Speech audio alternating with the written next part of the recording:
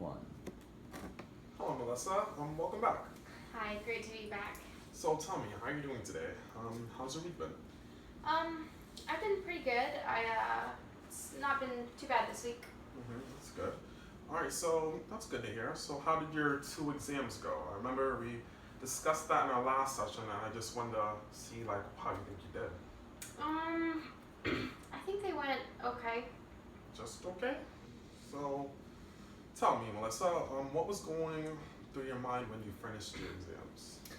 Well, I just couldn't seem to shake like this feeling that I maybe should have done better. Like I know I studied a lot, and I even practiced those tips that we talked about in our last session. But again, it's still kind of unsteady. Did it make you feel any better about preparing for the exams? Yeah, it definitely made me feel a lot better about actually like taking them. So were the coping skills kind of effective in reducing some of those feelings of anxiety and stress that you were feeling before? Oh yeah, it definitely helped me feel better about that. Okay, that's great news, Melissa. So tell me more about this feeling that you can't seem to shake. Well, I don't know. It's just that sometimes I feel like no matter what I do, what I try, how much I try, it's just like I can't still seem to do anything right. Okay, see what you're saying. So after you studied for days and scheduled time to review your material, and then when you took your exams, and you felt this way immediately following the exams? Well, yeah, I did. Okay. So how did that make you feel? I guess what I'm saying is that how did the idea make you feel that no matter how much you tried and worked at something, you just still weren't able to succeed at it? Well, to be honest, I don't know. I kind of would feel like inadequate, and that would just sort of make me feel sad, I guess. Okay. Well, if you don't mind, Melissa, I would like to explore kind of with you why that thought made you feel that way, if that's okay with you. Yeah, that's okay, I guess. Okay, good. So let's assume in this scenario that your thoughts were true. You studied, you prepared, and now you took your tests and you didn't do as great as you thought you did. What would that mean to you? I guess that would mean that I'm kind of, I don't know, like kind of like a lazy and kind of poor student, and I'm probably a pretty lousy job overall, not doing well kind of thing. Okay, so let's say that is true. What would that mean about you as a person? Well, I mean, I guess that would mean that I'm not that good of a person. It's not necessarily not a good person, but I guess what I'm saying is that people would maybe think that I'm not good enough. All right, so people would think that Melissa's not good enough. What would be so bad about that? Are you joking? That would be horrible. But I'd absolutely hate that. I definitely understand where you're coming from, Melissa. Many people do feel this way. So if other people looked at you and thought, Melissa isn't as put together as she seems, or Melissa's okay, but she's not the person that we should go to, does that necessarily mean something about you? Well, yeah. Basically means that I'm, second class to everybody else, and maybe I'm not as good. So what you're saying is that if other people have a lesser view of you and don't necessarily accept you, then that means that you're sort of like lowly or inferior in some way? Yeah. Well, yeah, I guess. All right, Melissa. So tell me, how much of that do you actually believe? Well, I guess I would say 70 to 80% of that. Okay. Well, it seems like something you should talk more about. Like, it's something we should talk more about. And we should focus the session more on these thoughts and beliefs of yours, if that's okay with you. Yeah, that's cool. Okay. So, where do you think these beliefs like, I'm inferior if I'm not the best, or if I don't do everything perfectly, I'm some way imperfect, come from?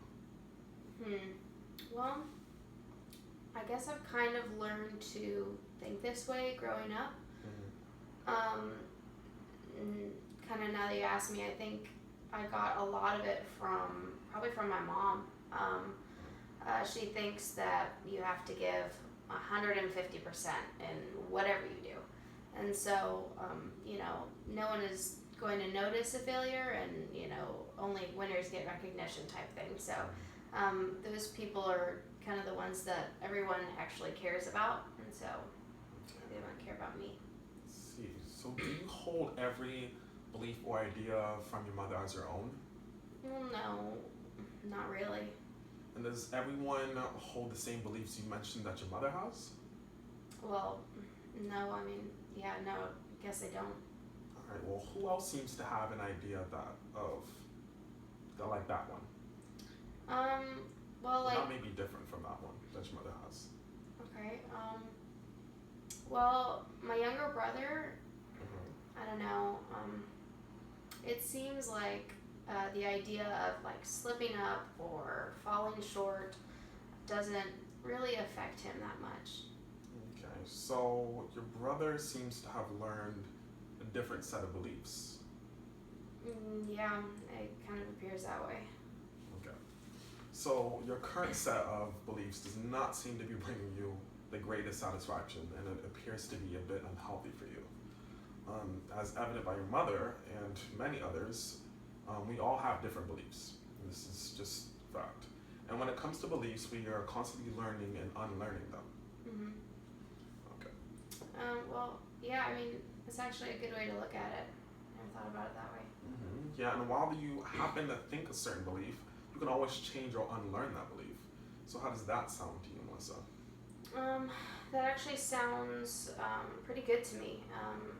I guess if we could figure out a way to change the way I am feeling and thinking about the whole situation, yeah, I'd be down for that.